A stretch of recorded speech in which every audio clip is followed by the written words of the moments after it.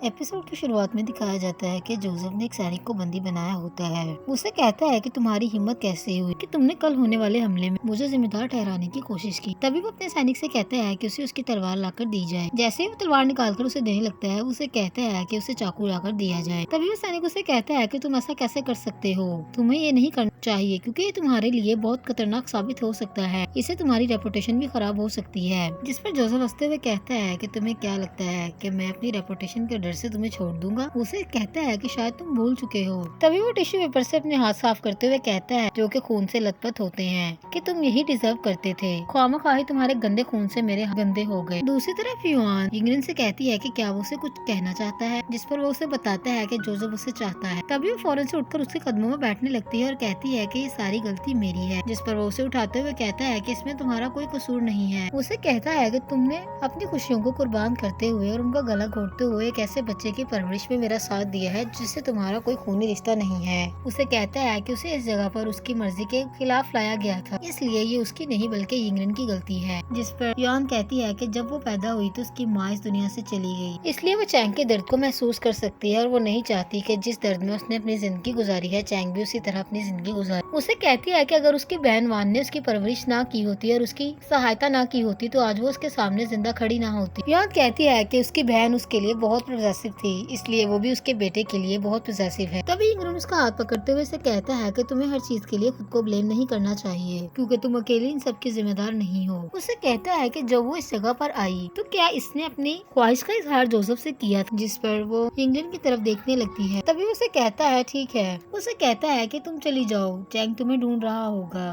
तभी वो वहाँ से चली जाती है। जैसे ही वो वहाँ से जाने लगती है, सैनिक आकर इंग्लैंड को बताता है कि डोकी लू की बेटी राया यहाँ पर तशरीफ लाई है, जिस पर इंग्लैंड यान को कहता है कि अगर उसने दोबारा से तुम्हें कुछ नुकसान पहुँचाने की कोशिश की। तभी वो कहती है तुम फिक्र मत करो, मैं उससे निपटना अच्छे तरीके से जानती हूँ। तभी इंग्लैंड अपने हाथ में पत्थर लिए कहता है कि युआन ये सब कुछ ज्यादा देर तक नहीं चलेगा, इसे जल्द ही खत्म होना होगा। दूसरी तरफ युआन चैंग से बात करती है कि आज वो खाने में क्या पसंद करेगा, जिस पर वो कहता है कि जो वो चाहे। तभी से उसे इशारा करती है तो वो देखती है कि सामने डुकलू की बेटी रोया बैठी होती है, जो उसे देखते ही उठ खड़ी होती है और उसके पास आकर उसे हेलो बोलती है। युआन जिले को कहती है कि वो चैंग को यहाँ से ले जाए। तभी युआन उससे पूछती है कि वो यहाँ पर क्या करने आई है। उसे कहती है कि ये जगह उसके लिए कंफर्टेबल नहीं है, जैसे कि उसका अपना घर उसके लिए कंफर्टेबल है। जिस पर वो कहती है कि तुम्हें बहुत ज्यादा सोचने की जरूरत नहीं है, हमेशा की तरह। तभी वो उसे तंजिया तौर पर कहने लगती है कि क्या तुम्हें अभी भी जोसेफ ने कबूल किया या नहीं, जिस पर वो कहती है कि बहुत हुआ। वो युआन का हाथ पकड़ते हुए उसे कहती है कि तुम्हारी ये झूठी मक्कारी और अच्छा बनने का नाटक मुझे नर्वस कर रहा है, क्योंकि तुम इतनी अच्छी नहीं हो सकती। युआन गुस्से में उससे अपना हाथ छुड़वाते हुए कहती है कि अगर तुमने दोबारा से मेरे साथ कुछ भी गलत करने की कोशिश की तो फिर तुम्हारे लिए अच्छा नहीं होगा। जैसे ही वो युआन पर हाथ उठाने लगती है, उसकी नजर जोसेफ पर पड़ती है जो पीछे से आ रहा होता है। उसे देखते ही वो अपना हाथ रोक लेती है। तभी युआन सोचने लगती है कि जोसेफ यहाँ पर क्या कर रहा है। वो दोनों के करीब आते ही कहता है कि क्या बात है, तुम दोनों औरतें यहाँ पर क्या बातें कर रही हो, मुझे तो किसी ने बताया भी नहीं कि आज यहाँ पर रोया आई हुई है। तभी वो खुशी से जोसेफ को हेलो बोलती है। रोया जोसेफ को बताती है कि उसके बाप ने उसे यहाँ पर भेजा है ताकि वो यहाँ के रूल्स को देख सके कि कौन यहाँ की देखभाल अच्छे तरीके से कर रहा है और यहाँ की प्रॉपर्टीज कितनी सेफ हैं। तभी वो बताने लगती है कि नंचन की आर्मी एक ब्रेव आर्मी है जो कि हर मुश्किल हालात का सामना डटकर कर सकती है। तभी वो जोसेफ से कहने लगती है कि इंग्लैंड के मरने के बाद तुम ही इसके अगले बादशाह बनोगे, जिस पर जोसेफ उसे कहता है कि तो तुम यहाँ पर सिर्फ ये देखने आई हो कि प्रॉपर्टीज किसके अंडर में काम कर रही हैं। उसे कहता है कि सोचो, अगर यहाँ के बादशाह के मरने से पहले हम दोनों के दरमियान में कोई जंग हो जाए तो कैसा होगा, क्या ये ठीक रहेगा। जिस पर युआन उसकी तरफ देखती है। तभी रोया कहती है कि बातों में ताकत नहीं होती, कुछ कर दिखाने में ही ताकत होती है। जिस पर जोसेफ उसे कहता है कि तो तुम ये कहना चाहती हो कि लू हमारी हेल्प सिर्फ इसलिए कर रहा है कि उसे इस प्रॉपर्टी की फिक्र है। जिस पर रोया कहती है ऐसा बिल्कुल नहीं है, मैं यहाँ के बादशाह को चाहती हूँ। तभी युआन कहती है मुझे ऐसा लगता है कि तुम दोनों को कुछ इम्पोर्टेंट बात डिस्कस करनी है, तो मुझे यहाँ से जाना चाहिए। जैसे ही वो वहाँ से जाने लगती है, जोसेफ उसका हाथ पकड़कर उसे रोकते हुए कहता है कि क्या तुम नहीं सुनोगी। उसे कहता है कि तुम सारी औरतें एक जैसी होती हो। तभी रोया कहती है कि तुम क्यों युआन को डरा रहे हो। वो उसे अपना हाथ छुड़वाती है। कहती है कि बादशाह ऑलरेडी काम में बिजी है, उसे उसके लिए कुछ केक्स लेकर जाने हैं, तो उसे यहाँ से जाना चाहिए। दूसरी तरफ वो जैसे ही केक लेकर आ रही होती है, तभी जोसेफ की नजर उस पर पड़ती है और वो जानबूझकर रोया को अपनी गोद में बिठा लेता है। तभी रोया उसे कहती है कि वो क्या कर रहा है, कोई देख लेगा। जिस पर जोसेफ उसे कहता है क्यों, तुम तुम बादशाह को नहीं चाहती? क्या तुम्हें कोई पछतावा है? जिस पर रोया उसकी तरफ देखती है और कहती है कि वो आ रही है। तभी युआन विश करते हुए उसे केक देती है और कहती है उम्मीद है कि तुम दोनों अच्छी जिंदगी गुजारोगे, बिल्कुल इन खूबसूरत और मजेदार स्वीट्स केक की तरह। तभी जोसेफ उसे कहता है तो तुम ऐसा गिफ्ट हमें केक दे रही हो तो तुम इतने फासले पर क्यों खड़ी हो? उसे कहता है कि तुम पास आकर नहीं सकती। तभी जोसेफ उसे कहता है कि उसे घुटनों के बल बैठकर इसे केक पेश करने होंगे क्योंकि यही यहाँ की रीत है। जिस पर युआन काफी हर्ट होती है। तभी रोया उसे कहती है कि क्या तुमने नहीं सुना कि बादशाह क्या कहना है? तुम्हें उसके आदेश का पालन करना चाहिए। तभी ना चाहते हुए भी युआन उन दोनों के सामने घुटनों के बल चलने लगती है, जिस पर जोसेफ को अपने आप पर गुस्सा आने लगता है। ऐसे ही युआन उनके सामने केक लेकर आती है। जानबूझकर जोसेफ रोया से कहता है कि वो अपने हाथों से उसे केक खिलाए। तभी वो उसे केक खिलाने लगती है। तभी युआन कहती है कि तुमने इस केक को टेस्ट कर लिया है तो तुम्हें स्पेशल नहीं लगा। मुझे लगता है कि मुझे यहाँ से जाना चाहिए। जैसे ही वहाँ से जाने लगती है जोसेफ उसे कहता है कि क्या मैंने तुम्हें यहाँ से जाने की इजाजत दी? तभी रोया कहती है मुझे ऐसा लग रहा है कि युआन काफी नर्वस है और किसी बारे में परेशान है। मुझे ऐसा लगता है कि वो अपने फ्यूचर के बारे में ओवर पॉजेसिव हो रही है। जिस पर जोसेफ उसे कहता है कि ऐसी बात नहीं है, युआन बहुत इज्जत करने वाली लड़की है, तुम्हें उससे कुछ सीखना चाहिए। तभी रोया कहती है मैंने सुना है कि जिंगर युआन की बहन का पहला शौहर है।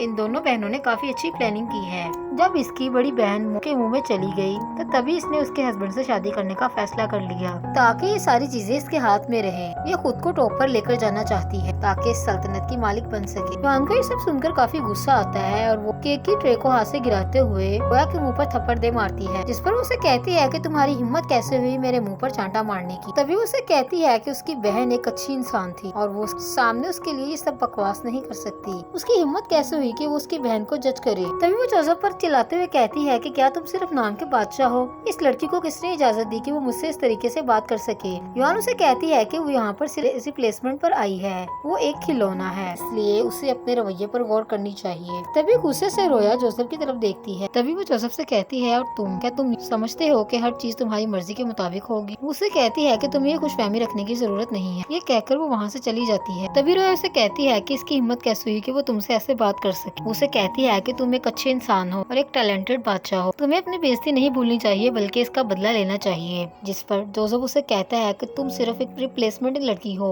इसलिए तुम्हें अपनी हद में रहना चाहिए। तभी वो अपने सैनिकों को बुलाता है जो कि उसे पकड़ लेते हैं। उन्हें कहता है कि ये उसके रिलेटिव्स है, इसलिए इसे कानून के मुताबिक सजा दी जाए। तभी वो अपने सैनिकों को ऑर्डर देता है कि इसे वापस इसके बाप के पास भेजा जाए और उसे बताया जाए कि यहाँ के कायदे कानून वो वहाँ बैठकर डिसाइड नहीं कर सकता। दूसरी तरफ युआन चैंग के पास बैठी होती है। तभी जिल उसे कहती है कि वो उसे इजाजत दे कि वो चैंग की केयर करे और युआन को जाकर कुछ आराम कर लेना चाहिए। जिस पर वो कहती है कि वो आज रात वापस नहीं जाएगी। तभी जिल उसे कहती है कि उसने सुना है कि रोया को वापस उसी जगह पर भेज दिया गया है जहाँ से वो आई थी। युआन उसे कहती है कि तुम्हें यहाँ से जाना चाहिए और कुछ आराम करना चाहिए। तभी वो वहाँ से चली जाती है। दूसरी तरफ इंग्लैंड को उसका सैनिक आकर बताता है कि युआन ने कहा है कि आज रात वो चैंग के पास रुकेगी। जिस पर वो कहता है कि वो उससे इस बारे में खुद बात करेगा। दूसरी तरफ युआन बैठी किताब पढ़ रही होती है कि तभी जोसेफ उसे चुपके से देख रहा होता है। तभी उसे शक होता है। जैसे ही वो अपने बालों से पिन उतार कर अटैक करने लगती है तो वो देखती है कि सामने जोसेफ खड़ा होता है। वो उस पिन को दोबारा उसके बालों में लगाते हुए कहता है कि तुम एक खूबसूरत लड़की हो। युआन उससे अपना हाथ छुड़ाते हुए कहती है कि तुम्हें यहाँ से जाना चाहिए। उसे कहती है कि वो यहाँ पर क्यों आया है। जिस पर वो हंसते हुए कहता है कि मैंने इस शहर को बचाया है, इसलिए किसी भी जगह पर जाना मेरे लिए मुश्किल बात नहीं है। जैसे ही जोसेफ उसे किस करने लगता है वो अपना मुंह पीछे करते हुए कहती है कि तुम क्या कर रहे हो। जिस पर वो कहता है कि मैं तुम्हें वो इनाम देना चाहता हूँ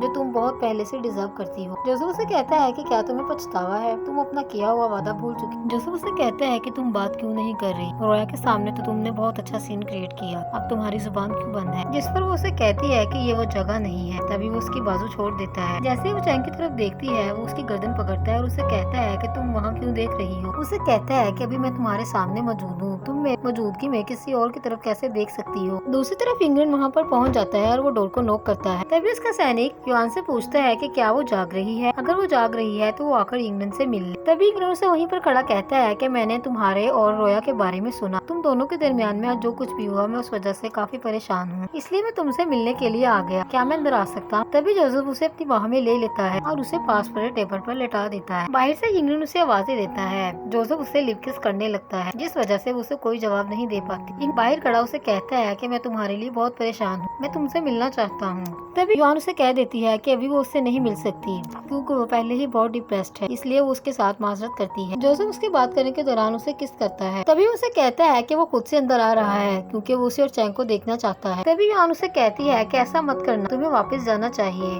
जैसे ही इंग्लैंड वहाँ से जाता है, युआन जोसेफ से कहती है कि तुम्हें इस वक्त यहाँ पर नहीं आना चाहिए था। इस पर उसे कहता है कि तुम ऐसा कैसे कह सकती हो। उसे कहता है कि तुम मुझे अच्छे तरीके से जानती हो, अगर मैं अपसेट होगी तो मैं इस शहर को तबाह कर सकता हूँ। जैसे ही युआन उसके करीब जाने लगती है, उसे बालों से पकड़ता है और कहता है कि तुम मेरे इतना क्लोज होने की कोशिश क्यों कर रही हो। उसे कहता है कि उसने उसे बहुत डिसअपॉइंट किया है। ये कहकर वो वहाँ से चला जाता है।